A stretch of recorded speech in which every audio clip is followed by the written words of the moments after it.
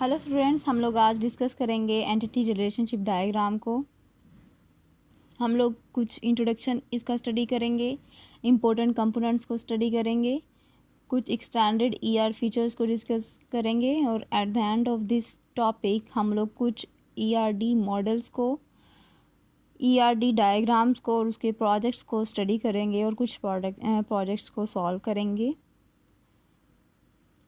Entity relationship diagram बिल्कुल इसी तरह ही है जिस तरह हम लोग जब कोई घर तमीर करते हैं तो उसके लिए हमें एक मैप कंस्ट्रक्ट करते हैं। मैप हमें क्या बताता है कि घर में कितने रूम्स होंगे, कि कहाँ कौन सा रूम होगा, ड्राइंग रूम किधर होगा, किचन किधर होगा, बालकनी किधर होगी। इस तरह अगर हम लोग डेटाबेस को डिज़ाइन करना चाह रहे हैं तो उसके भी लॉजिकल स्ट्रक्चर को डिज़ाइन करने के लिए, उसके एक स्केच को डिज़ाइन करने के लिए हम लोग ईआरडी को यूज़ करते हैं। ईआर मॉडल जो है हमें अलाउ करता है डेटाबेस को डिज़ाइन करने के लिए, उसके स्केच को डिज़ाइन करने के लिए। ये हमें ग्राफिकल टूल प्रोवाइड करता है डाटा मॉडलिंग के लिए। ये डेटाबेस डिज़ाइन में सबसे वाइडली यूज़ होने वाला मॉडल है। इसके अलावा ये हमें क्या करता है, ग्राफिकल रिप्रेजेंटेशन प्रोवाइड करता है लॉजिकल डेटाबेस डिज़ाइन की। और लॉजिकल डेटाबेस डिज़ाइन में एक्चुअली होता क्या है, उसमें हम बताते हैं कि एंटिटीज़ कौन कौन सी हैं और क्या रिलेशनशिप है इन एंटिटीज़ के दरमियान। लॉजिकल डेटाबेस डिज़ाइन काम करता है सिर्फ एब्स्ट्रैक्ट लेवल तक। हमें फ़िज़िकल कंसिडरेशंस का बिल्कुल नहीं इसमें पता होता।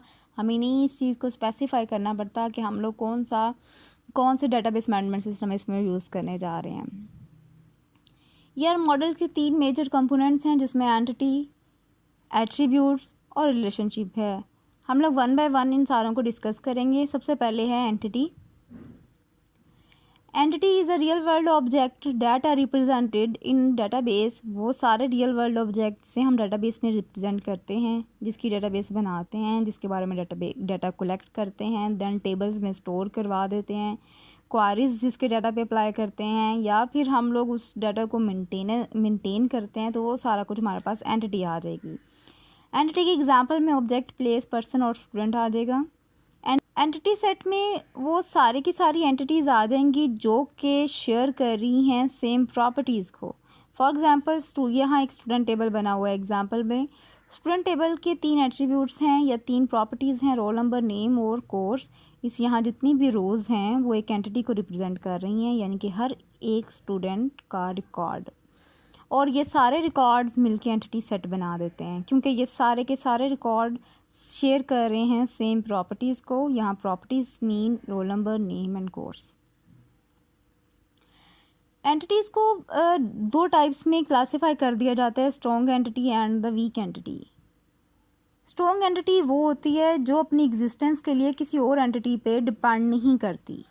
इसे हम लोग पेरेंट एंटिटी, ऑनर या डोमिनेंट एंटिटी भी बोलते हैं। इसी तरह जो वीक एंटिटी होती है वो अपनी एग्जिस्टेंस के लिए किसी और एंटिटी पर डिपेंड करती है। इसे हम लोग चाइल्ड, डिपेंडेंट या सबऑर्डिनेट एंटिटी भी बोलते हैं।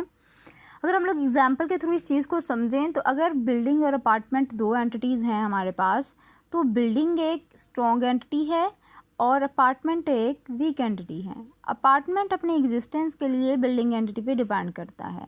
अपार्टमेंट तभी होगा जब कोई बिल्डिंग होगी, अदरवाइज़ ये नहीं होगा। तो ये एक वीक एंटिटी है। उसके बाद आ जाते हैं हमारे पास एट्रीब्यूट्स। ये नोटेशंस आ जाती हैं सबसे पहले कि हम लोग अब ईआर डायग्राम जब बनाते हैं तो इसमें एंटिटी को किस तरह रिप्रेजेंट करेंगे। एंटिटी को हम एक रेक्टेंगल से रिप्रेजेंट कर देते हैं। इस लेबल्ड रेक्टेंगल होती है। हम लोग क्या करते हैं, एंटिटी का नेम इस रेक्टेंगल के अंदर प्लेस कर देंगे और ये जो नेम होना चाहिए वो सिंगुलर नाउन होना चाहिए। फॉर एग्जांपल बिल्डिंग जो एंटिटी है इसे एक रेक्टेंगल से यहाँ रिप्रेजेंट किया हो गया है, और जो वीक एंटिटी है उसे रिप्रेजेंट करते हैं हम लोग rectangle with in a rectangle. For example apartment एक वीक एंटिटी थी प्रीवियस एग्जांपल में, तो यहाँ डबल रेक्टेंगल से इसे रिप्रेजेंट कर दिया गया। Attributes, an entity is represented by a set of attributes. एक एंटिटी के एक सेट ऑफ एट्रीब्यूट्स होते हैं, मतलब उसके बहुत सारे एट्रीब्यूट्स हो सकते हैं। That is a descriptive properties possessed by all the members of a entity set। वो properties होती हैं, वो attributes होते हैं जो entity set के जितने भी members हैं वो contain करते हैं। फॉर एग्ज़ाम्पल अगर स्टूडेंट हमारे पास एक एंटिटी है तो उसके एट्रीब्यूट्स आ जाएंगे स्टूडेंट आईडी, कोर्स और नेम। ये सारी चीज़ें इस स्टूडेंट एंटिटी के सेट में के जितने भी मेंबर्स होंगे, जितने भी स्टूडेंट्स होंगे, वो कंटेन करेंगे, वो शेयर करेंगे। Domain the set of primitive values for each attribute, वो सारी वैल्यूज़ जो अलो हम लोग करते हैं किसी भी कॉलम में या फिर किसी भी एट्रीब्यूट के लिए, हम लोग उसे डोमेन बोल देते हैं। फॉर एग्ज़ाम्पल स्टूडेंट आईडी एक हमारे पास एट्रीब्यूट है और हम लोग कहते हैं कि इसमें सिर्फ न्यूमेरिक वैल्यूज़ होनी चाहिए, तो वो उसकी डोमेन बन जाएगी। Attributes are represented by ellipses. For example, student is an entity and it has 3 attributes: roll number, name and the age, and they are represented by ellipses. Attributes की types, attributes को हम लोग different types में divide कर देते हैं। For example, इसकी 5 जो हैं, इसकी 6 हैं यहाँ जो types हैं जो शो की गई हैं। इसमें जो सिंपल एट्रीब्यूट्स हैं उसकी अगर डेफिनेशन पे आए तो ये वो वाले एट्रीब्यूट्स हैं जिसे हम लोग फर्दर डिवाइड नहीं कर सकते। फॉर एग्ज़ाम्पल अगर स्टूडेंट हमारे पास एक एंटिटी है तो उसके 3 एट्रीब्यूट्स हैं, इन्हें एलिप्स से रिप्रेजेंट किया गया है, role number, class and age. ये वो एट्रीब्यूट्स हैं जिन्हें हम लोग फर्दर डिवाइड नहीं कर सकते, तो हम लोग कह सकते हैं कि ये सिंपल एट्रीब्यूट्स हैं। एट्रीब्यूट्स वो एट्रीब्यूट्स होते हैं जो कंपोज हुए होते हैं मैनी अदर सिंपल एट्रीब्यूट से। फॉर एग्जांपल स्टूडेंट एक एंटिटी है, उसके 2 एट्रीब्यूट्स हैं रेस एंड नेम, जो फर्दर कंपोज हुए हैं डिफरेंट सिंपल एट्रीब्यूट से। फॉर एग्जांपल नेम एक एट्रीब्यूट है, ये 3 सिंपल एट्रीब्यूट से मिलकर कंपोज हुआ है, first name, middle name and the last name. इस तरह एड्रेस एक हमारे पास एट्रीब्यूट है, ये फर्दर कंपोज हुआ है state, country, city and street से। हम लोग कह सकते हैं कि जो कंपोजिट एट्रीब्यूट्स होते हैं वो कंपोज हुए होते हैं many other simple attributes. Single valued attributes, ये वो एट्रीब्यूट्स होते हैं जिनकी सिर्फ एक वैल्यू होती है किसी भी एंटिटी सेट के लिए। For example gender, date of birth, age and role number. Multi valued attributes वो एट्रीब्यूट्स होते हैं जिनकी एक टाइम पे एक से ज़्यादा वैल्यूज़ हो सकती हैं किसी भी एंटिटी सेट के लिए। फॉर एग्जांपल अगर हमारे पास स्टूडेंट एक एंटिटी है और मोबाइल नंबर और ईमेल उसके 2 एट्रीब्यूट्स हैं, तो मोबाइल नंबर एक से ज़्यादा हो सकता है किसी भी एंटिटी का, ईमेल भी एक से ज़्यादा हो सकती हैं एक एंटिटी की। तो हम कह सकते हैं मोबाइल नंबर और ईमेल आईडी जो है वो एक स्टूडेंट की मल्टी वैल्यूड एट्रीब्यूट है। ड्राइव्ड एट्रीब्यूट्स वो एट्रीब्यूट्स होते हैं कि जो हम लोग किसी और एट्रीब्यूट से ड्राइव करते हैं। फॉर एग्जांपल यहाँ अगर स्टूडेंट एंटिटी है तो एज उसका ड्राइव्ड एट्रीब्यूट है। ड्राइव्ड ये इसलिए है क्योंकि हम डेट ऑफ बर्थ से एज को कैलकुलेट कर सकते हैं। की एट्रीब्यूट्स में वो सारे एट्रीब्यूट्स आ जाएंगे जो यूनिकली आइडेंटिफाई करते हैं किसी भी एंटिटी को एंटिटी सेट में। फॉर एग्ज़ाम्पल अगर हम लोग यहाँ रोल नंबर की बात करें तो ये एक ही एट्रीब्यूट है। अगर हमारे पास एंटिटी सेट है जिसमें डिफरेंट स्टूडेंट्स के रिकॉर्ड पड़े हुए हैं, तो हर स्टूडेंट के रिकॉर्ड को यूनिकली आइडेंटिफाई करने के लिए हम रोल नंबर यूज़ कर रहे हैं। ये यूनिक है इसलिए, तो हम कह सकते हैं कि रोल नंबर इज़ अ की एट्रीब्यूट। अब अगर हम ERD नोटेशंस की बात करें तो एट्रीब्यूट को एलिप्स से रिप्रेजेंट किया जाता है। Double ellipse multi valued attribute के लिए, ellipse with a underline for the key attribute and the single attribute composing a simple attributes composing a single attribute represent a composite attribute। हम लोग अगर relationship की बात करें तो रिलेशनशिप क्या करता है, 2 एंटिटीज़ के दरमियान एसोसिएशन को शो करता है, और रिलेशनशिप को हम लोग डायमंड सिंबल से रिप्रेजेंट करते हैं। ये देख सकते हैं इस एग्जांपल में, स्टूडेंट स्टडी इन कॉलेज। यहाँ स्टूडेंट एक एंटिटी है जिसके एट्रीब्यूट्स हैं student ID, student name and student address. College एक एंटिटी है, उसके एट्रीब्यूट्स हैं column ID, column college ID, college name. ये दोनों आपस में एसोसिएट हैं एक डायमंड सिंबल से, स्टूडेंट स्टडी इन कॉलेज।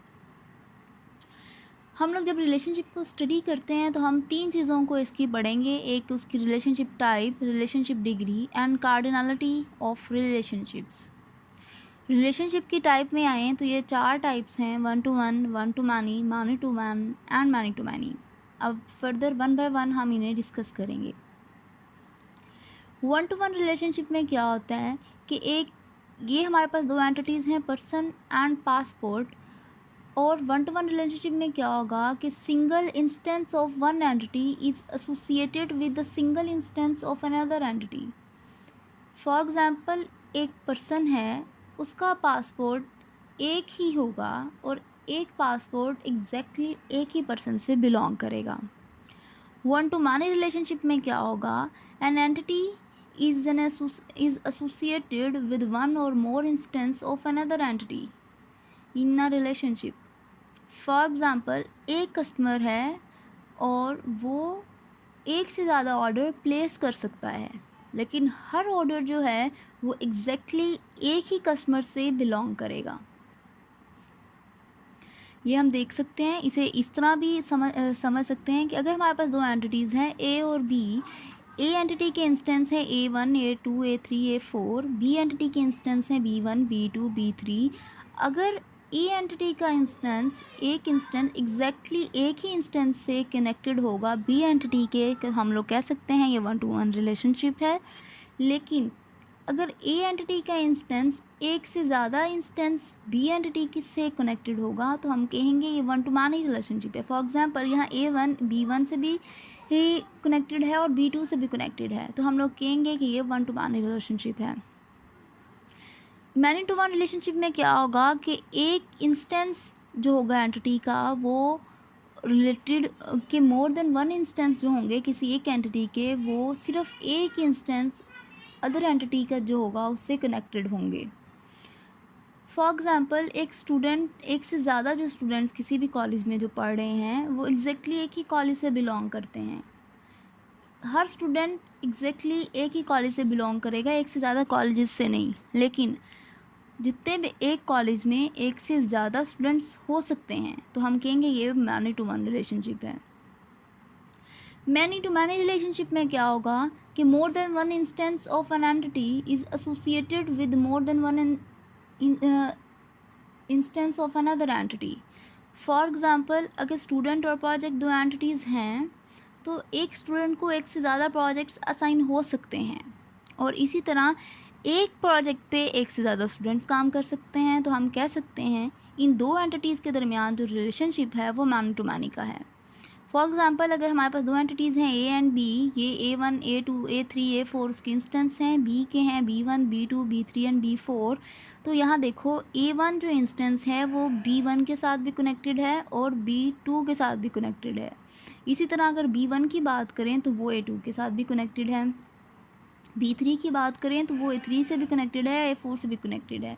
तो ये क्या होगा, ये एसोसिएशन जो होगी ये हमारे पास आ जाएगी मैनी टू मैनी एसोसिएशन। अब हम लोगों ने पढ़ लिया कि रिलेशनशिप की टाइप्स क्या होंगी। अब degree of relationship. Degree of relationship हमें बताता है कि कितनी एंटिटीज़ जो हैं वो उस रिलेशनशिप में पार्टिसिपेट कर रही हैं। अगर एक एंटिटी पार्टिसिपेट करेगी रिलेशनशिप में, सिर्फ रिलेशनशिप होगा एक ही एंटिटी टाइप के इंस्टेंस के दरमियान, या सिर्फ उसमें एक ही एंटिटी पार्टिसिपेट करेगी तो हम उसे कहेंगे यूनरी रिलेशनशिप। अगर 2 एंटिटीज़ हमारे पास किसी रिलेशनशिप में पार्टिसिपेट करेंगी तो हम उसे बाइनरी रिलेशनशिप बोलेंगे।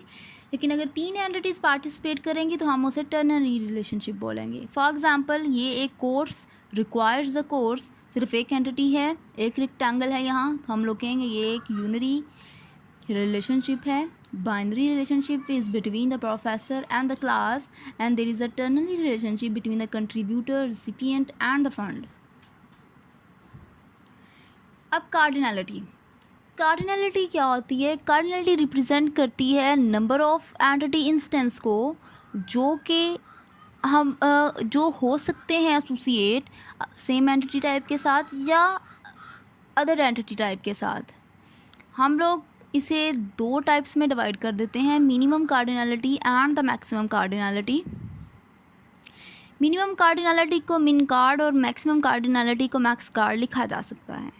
फॉर एग्जांपल, हमारे पास 2 स्टूडेंट्स, एक ERD बनी हुई है स्टूडेंट एंड प्रोजेक्ट के दरमियान मैनी टू मैनी रिलेशनशिप है। Student can have the many projects You can work on the many projects and a project have the many students. ये man to man relationship है। लेकिन अगर हम लोग इनकी मिनिमम और मैक्सिमम कार्डिनलिटी देखें तो अगर प्रोजेक्ट की बात की जाए तो एक प्रोजेक्ट को मिनिमम जो स्टूडेंट्स होंगे वो 0 असाइन हो सकते हैं। एक जो प्रोजेक्ट है, जो स्टूडेंट्स को प्रोजेक्ट असाइन हो सकते हैं वो मिनिमम 0 हो सकते हैं और मैक्सिमम 3 प्रोजेक्ट्स पे एक स्टूडेंट काम कर सकता है। प्रोजेक्ट की कार्डिनलिटी मिनिमम 0 है और मैक्सिमम 3 है। इसका मतलब ये है कि एक स्टूडेंट मिनिमम 0 प्रोजेक्ट पे काम कर सकता है और मैक्सिमम 3 प्रोजेक्ट्स पे काम कर सकता है। इसी तरह अगर स्टूडेंट की कार्डिनलिटी मिनिमम 5 और मैक्सिमम 10 हो तो इसका मतलब ये है कि एक प्रोजेक्ट पे मिनिमम 5 स्टूडेंट काम कर सकते हैं और मैक्सिमम 10 स्टूडेंट्स हैं वो इस प्रोजेक्ट पे काम कर सकते हैं। मिनिमम कार्डिनलिटी हमें बताती है कि minimum number of entity instance that can be associated with an other entity.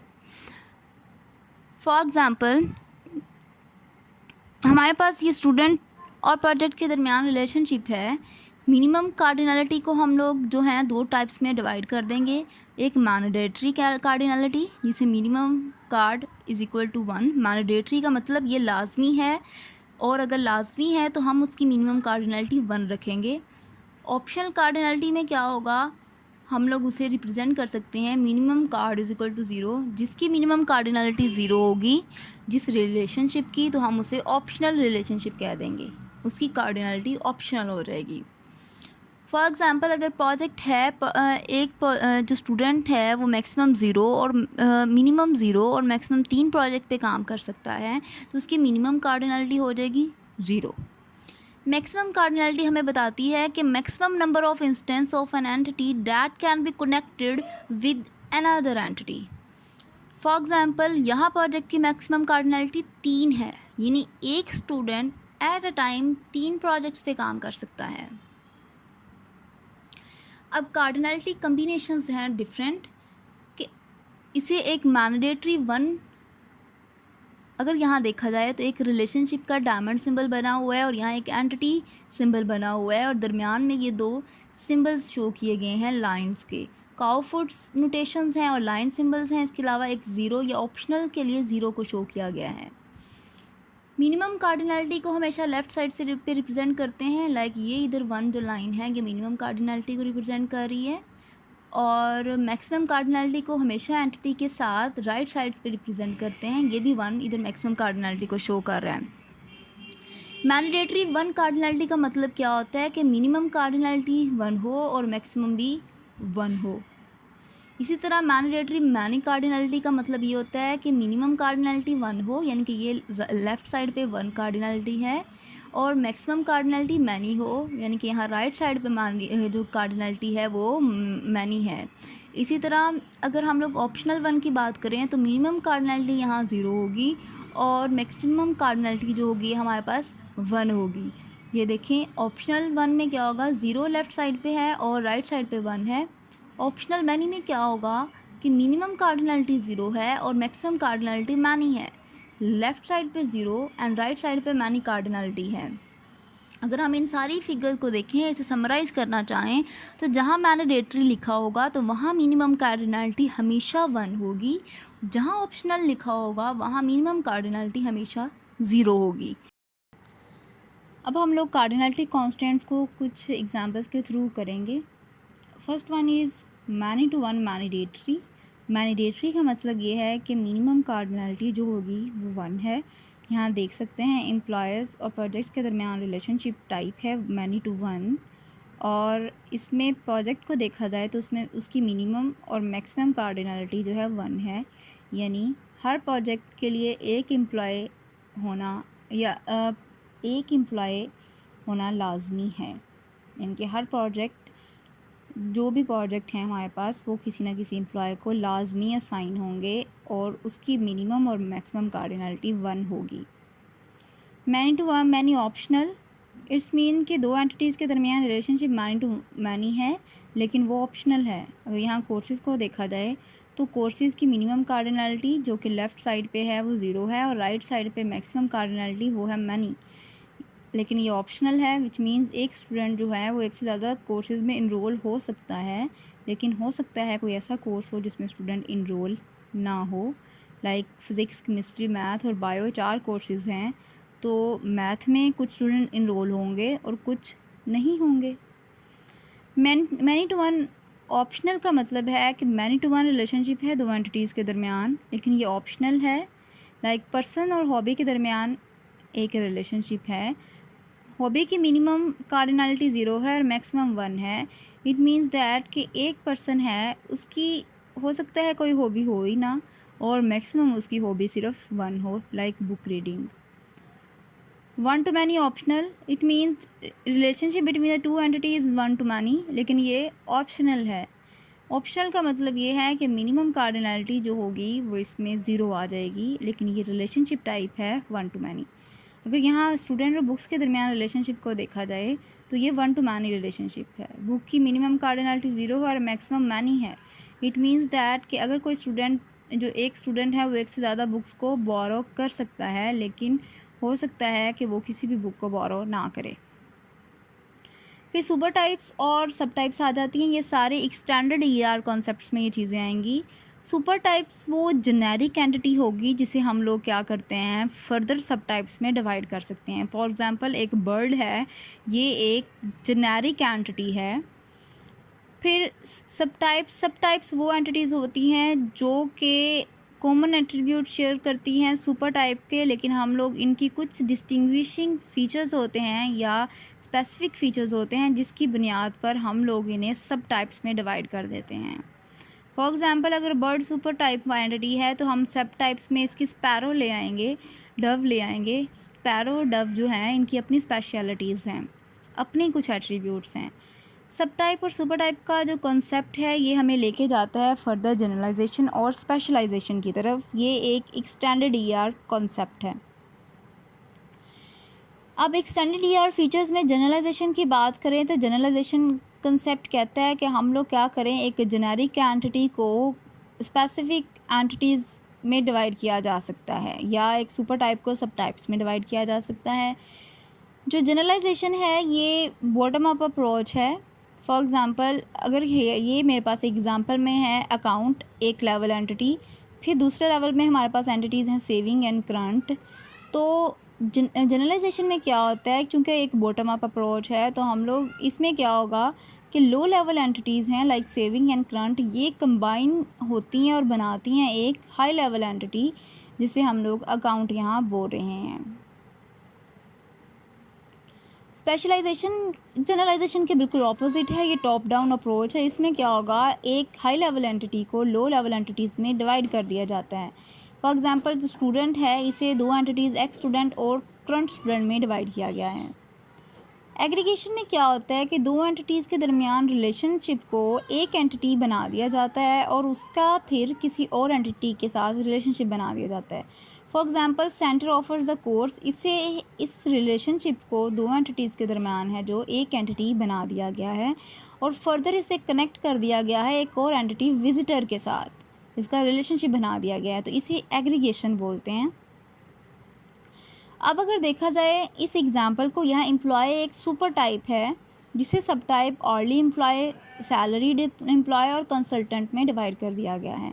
Employ के अपने एट्रीब्यूट्स हैं और ये जितनी भी सब टाइप्स हैं इनके अपने एट्रीब्यूट्स हैं, स्पेसिफिक एट्रीब्यूट्स हैं, लेकिन ये जितनी भी सब टाइप्स हैं इन सारों के जो की एट्रीब्यूट है वो अपने सुपर टाइप से ही लेंगी। लाइक एम्प्लॉय नंबर इन सारों का वही होगा जो जेनेरिक एंटिटी को या सुपर टाइप को असाइन किया गया है।